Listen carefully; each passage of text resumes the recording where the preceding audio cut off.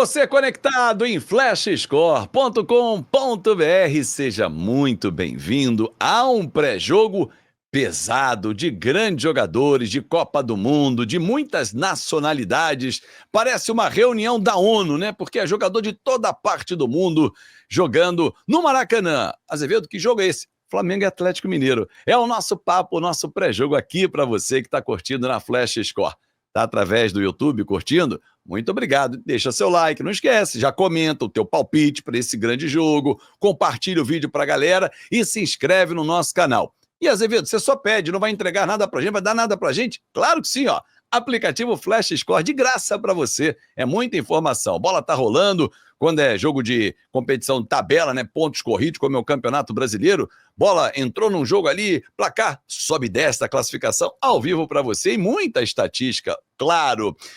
Convidar aqui o Matheus Damascena, porque Matheus teve 1-0 domingo no Maracanã.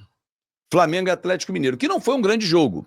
Foi um jogo amarrado, esperava mais dessa partida, mas o Flamengo venceu e tem levado a melhor em cima do Galo ultimamente. O que esperar desse primeiro jogo que vai ser realizado no Maracanã? Só para lembrar a galera, os jogos, o mando de campo, eles são definidos quando há o sorteio da Copa do Brasil. Não tem ranqueamento, tem nada. Sorteio, confronto, e foi o primeiro confronto, inclusive, eu estava na CBF a ser sorteado, Flamengo e Atlético Mineiro, aí ficou aquele burburinho lá no auditório da CBF também, depois quando saiu Corinthians e Palmeiras, enfim, grandes clássicos do futebol nacional. O que esperar desse jogo de quinta-feira, que eu estarei lá contando tudo aqui na Flash Score. Tudo bem, Matheus? Tudo bem, Fábio? Oi para você que está ligado aqui no nosso pré-jogo, né, de Flamengo e Atlético Mineiro na Flash Score. Olha, Fábio, a missão do Atlético Mineiro vai ser uma missão bem complicada, muito complicada, porque você quebrar a invencibilidade do Flamengo, desde que voltou, né, da Copa do Mundo de Clubes, o Flamengo tem 3 vitórias consecutivas. O Flamengo está embalado porque quebrou também um tabu diante do Red Bull Bragantino, que ele nunca tinha vencido lá jogando em Bragança Paulista, e o Flamengo conseguiu vencer por 2-1. Além de tudo isso, o Flamengo está jogando bem, né, sob o comando do Felipe Luiz. Então, o Galo vai ter uma missão difícil porque também atravessa por um momento que é muito ruim na temporada. A gente está vendo o extracampo do Atlético Mineiro muito complicado, salários atrasados dos jogadores, elenco em discussão interna, jogadores acionando o clube na justiça e até ex-jogadores. Então, não está fácil a situação do Galo. E você fazer com que esse extracampo não atinja o interno é uma tarefa bem complexa, viu, Fábio? Isso é que eu ia te perguntar, né? Porque assim, o Flamengo vive um lado da moeda que todo torcedor gostaria de estar vivendo, sem dúvida nenhuma, né? É um clube que tem milhões para contratar, porque ele vende jogadores por milhões, ele se dá o luxo de esperar, ó, segura aí, Roma, não paga o Wesley agora não, deixa eu só ver se eu consigo contratar o Emerson Royal. E vai lá no Milan, ó, paguei o Emerson Royal, agora toma o Wesley. E aí as vendas casam e sobra dinheiro no caixa, né? Eu até estava conversando com alguns amigos sobre as janelas de transferência e não sei qual foi a melhor. Claro que essa janela atual do Flamengo ainda precisa ser colocada em prática. Mas se a gente olhar outras janelas, em 2019, janeiro, Arrascaeta, Gabigol, Bruno Henrique e Rodrigo Caio. No meio do ano de 2019, Jorge Jesus, Felipe Luiz, Rafinha, Pablo Mari e Gerson.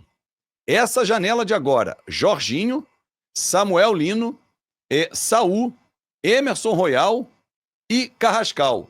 Rapaz, os caras estão esbanjando, hein, Matheus?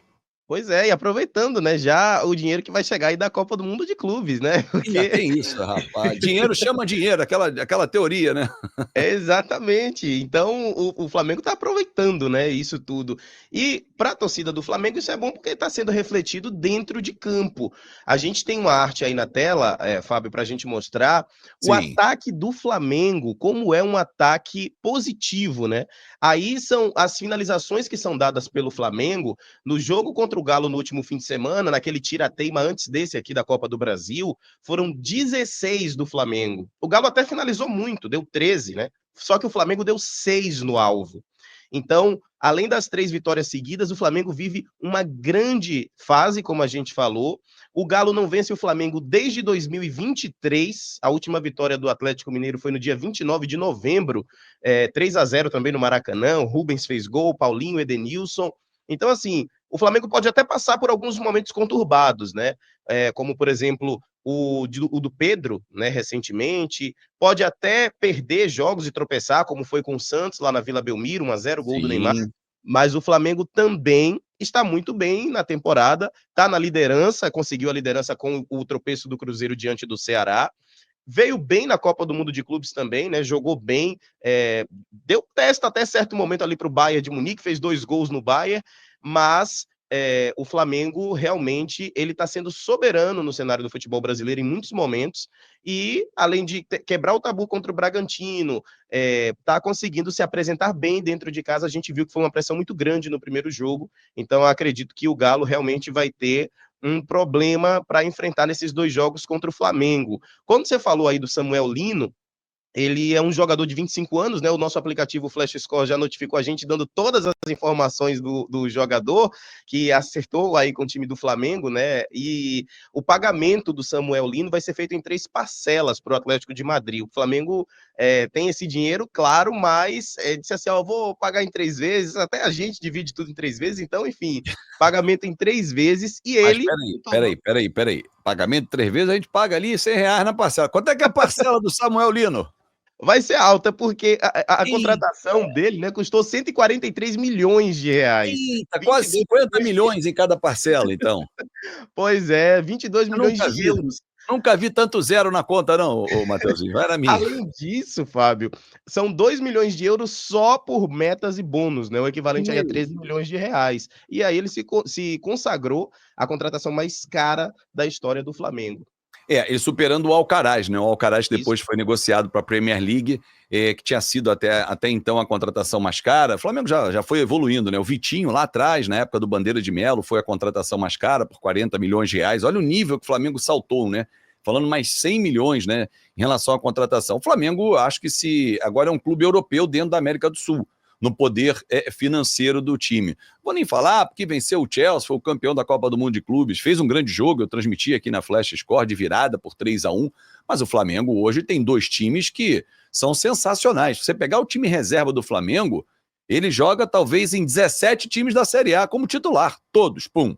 Talvez ali você não pode botar todo mundo no Palmeiras, no Botafogo, e quem mais ali? O Corinthians, estão 16, o Corinthians não, perdão, no Atlético Mineiro, algumas peças jogariam, mas, amigo, 16 ou 17 times perdem para o time reserva do Flamengo. Claro, foi o que eu trouxe no início. Essa atual janela depende do dia a dia, da bola rolar, da bola entrar. Agora, do lado do Galo, você puxou esse papo no início, eu quero aprofundar aqui. Semana passada, muita confusão. Inclusive, na véspera do jogo com o Bucaramanga, com o jogador pedindo para ir embora, que foi o Rony, pedindo a rescisão contratual, Igor Jesus, Gustavo Scarpa, Igor Gomes e Gustavo Scarpa, pedindo explicações extrajudiciais para o atraso, e todos eles foram homenageados, entre aspas, pelo torcedor, no jogo com o Bucaramanga, que o Atlético passou nos pênaltis, e ele veio para o Maracanã, e o jogo parece do Galo não encaixa. O Cuca não consegue encaixar o jogo do Galo com o Flamengo. A decisão é em casa, a decisão é em Minas. A pergunta que eu te faço é a seguinte, Matheus: qual deve ser a estratégia na ida? Peito aberto? Segura? Fechadinho? 1-0 como foi domingo? É um placar que pode ser revertido, invertido, melhor dizendo, lá em Minas? Qual é a tua opinião? Minha opinião, Fábio, é que o Atlético tem que manter a mesma postura que ele manteve no jogo de domingo, um jogo corajoso e ir para cima do Flamengo, porque o Galo, dentro de campo, tem peças que dá para enfrentar o Flamengo, né, de peito aberto sem problema. A gente tem um Atlético Mineiro com Hulk, com Rony, com Gustavo Scarpa, com Igor Rabelo também, então, com Igor Gomes, né, na verdade. E o Igor Então, Rabelo na zaga, você bem lembrado também. isso. Sim. Então, o time do Atlético é um time de qualidade. O problema é a fase que o Atlético está atravessando. A gente tem uma arte que vai mostrar a pressão do time do Atlético Mineiro na partida contra o Palmeiras. O que faltou no Atlético Mineiro contra o Palmeiras sobrou contra o Flamengo, por exemplo. Contra o Flamengo, quando a gente trouxe aqui, foram 13 finalizações do Galo, 5 dessas foram no gol, a gente está vendo aí a pressão que o Atlético Mineiro exerceu contra o Palmeiras. A pressão são essas barrinhas aí em vermelho na parte de baixo. Então, muito pouco. O Palmeiras não teve nenhum tipo de trabalho. Tanto que os 2 gols do Atlético contra o Palmeiras foram de bola parada. O Hulk fez de falta.